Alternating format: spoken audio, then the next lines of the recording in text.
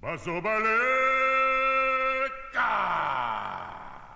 Sobatulawema Bazobaleka wema me. In 1976, I was 23 years old, and I was married for 2 years. I lived in Weinberg at the time. I was a printer in the SLC department. I was 6 years old. I was in Mamelodi East in Pretoria. I was doing my honours degree at that point. I was busy with my second year of Masters in Urban and Regional Planning. I was 12 years old, and already conscientized, as we called it back in the day. I guess now you say woke. I came back to South Africa from Canada. My family immigrated there in the early 60s. Biko was busy running around doing his community organizing, and I was a 10-year-old boy at the time. So I used to run around with him. So I was fairly conscious of what was going on in the country.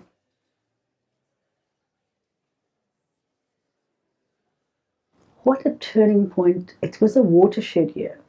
I'll give you an example of what was going on in 76. Transkei independence, which meant that at the stroke of a pen, millions of black South Africans lost their citizenship in 76. So it's the kind of, really was the rationale behind the government being able to be so harsh against black South Africans, especially in Cape Town. Angolan War. We'd gone into Angola in October of 1975, the South African Defence Force, and got whipped. And by June of 76, people were coming back from the border. So that was happening. Then you've got the SOWETO uprisings happening at the same time.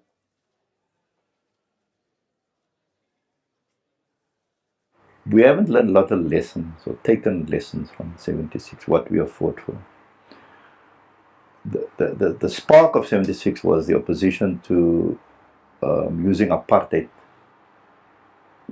using Afrikaans as a medium of teaching in school, in so-called black schools, and which they wanted to impose from the top down. I was aware that Afrikaans was an issue, and it was an issue that was going to come to our school as well, because if it became a national medium of instruction, it would affect us as well. But there were older boys in the school who were also feeding us all this information about what it is that we needed to do. I didn't fully understand the whole notion of Afrikaans as the reason why students were protesting.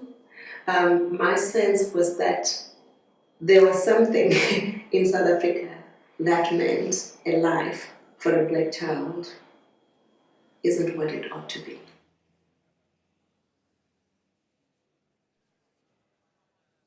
So when this huge story broke about Soweto, we heard snippets of it on the news, but then we tried to tune into BBC and to hear other types of news that wasn't, and there weren't many options in those days. So that was the biggest single thing. Once we got home, people couldn't stay in the house. So people were thinking, what's going on? There was no internet, no television at the time. People didn't own television sets, so you couldn't keep abreast of what was happening unless you were outside the house.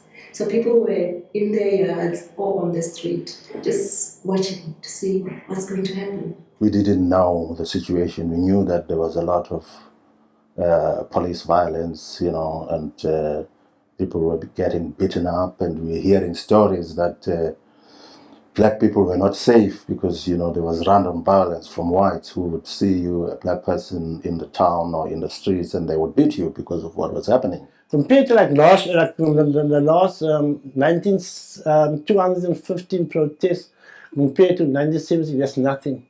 They used batons in 2015. They used batons in 1976, but that was worse. They used whips or anything they could get. They were free to hit people.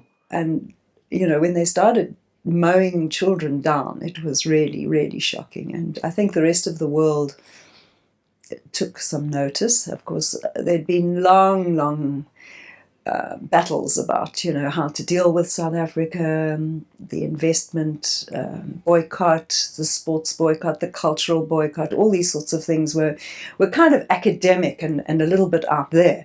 But when school children were mown down in the streets, it was quite different. And that's what was a very much more visible and a real thing with which a whole lot of us were engaged, because we were more connected to that. And of course, the death of the students in Soweto itself is the most dramatic thing, but the big thing is that we were very much aware that the country was moving into a different phase. I was working in town in Cartwright's Corner looking after a surgery for a doctor while he was away. And I heard this noise outside and looked out the window. I heard the singing of voices of what were clearly black children coming from the townships. And I looked down to see them, and then I saw the police, and I saw the tear gas, and I saw them beating up the children. And there was one incident where I was standing at the back in the kitchen of the flat. All of a sudden, I saw two kids running around or running towards the back of the shop, and I just saw this police van, and they came.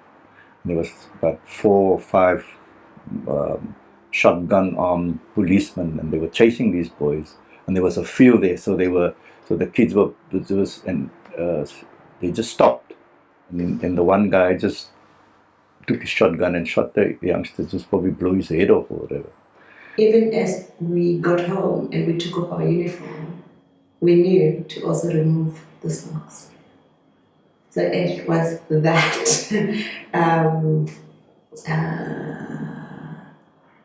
dangerous to be identified as a school child. So the extent to which the authorities and the law enforcement authorities are subject to political direction is continues to be an issue in this country.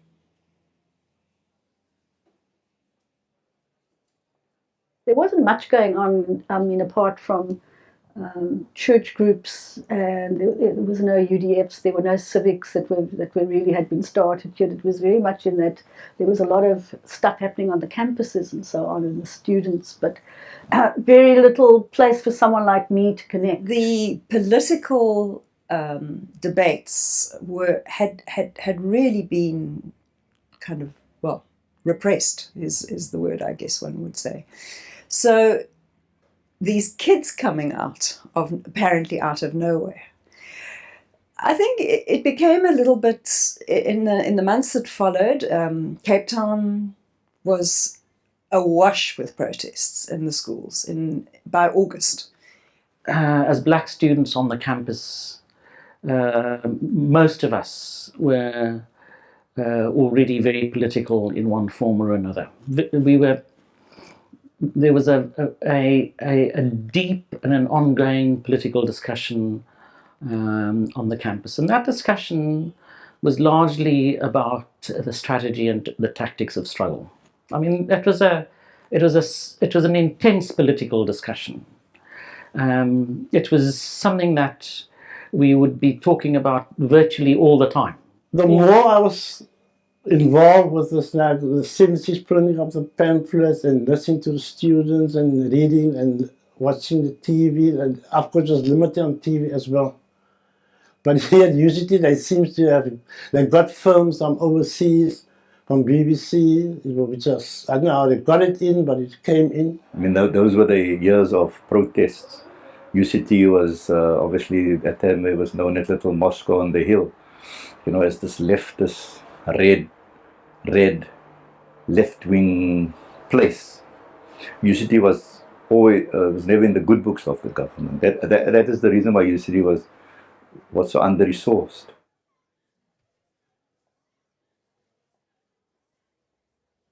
Well, the student movement now is quite heartening, actually, because for the past 20 years, as a country, we had kind of lost that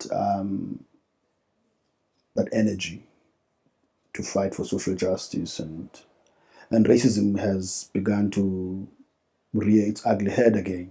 There's something about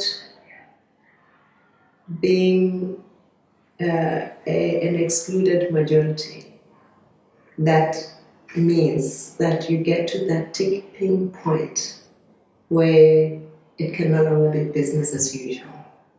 So I think the Rose Must Fall campaign last year for UCT brought that to a head. It's not just about your listening with your ears. It's about listening with every sense that you have and all your attention. So, you know, when UCT students jump up and down on campus, the Vice-Chancellor has to do just that. The Vice-Chancellor has to listen with all of his senses and really hear what people are saying so that he can respond appropriately and in a way in which those who are upset, frustrated, somehow connect and there's some engagement. I spoke to a few students actually and asked them, what do you feel now? Congratulations. I was waiting and I thought these people were sleeping. And eventually my word wasn't called and something really happened. And the protest of 2015 happened and I asked the student, how was the protest? How it yourselves? Well, I said, if you were in 1976, you wouldn't have been alive, I think.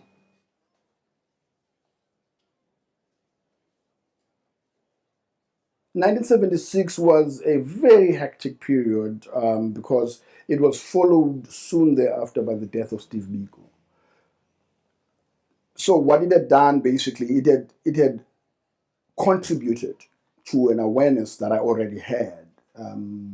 But obviously it took it to another level because people were getting killed. That thing that, you know, children shouldn't get involved in politics was just not real anymore because we were being affected. You know, young children were being shot dead, young children were being arrested, and young children were, you know, fleeing the country, going into exile.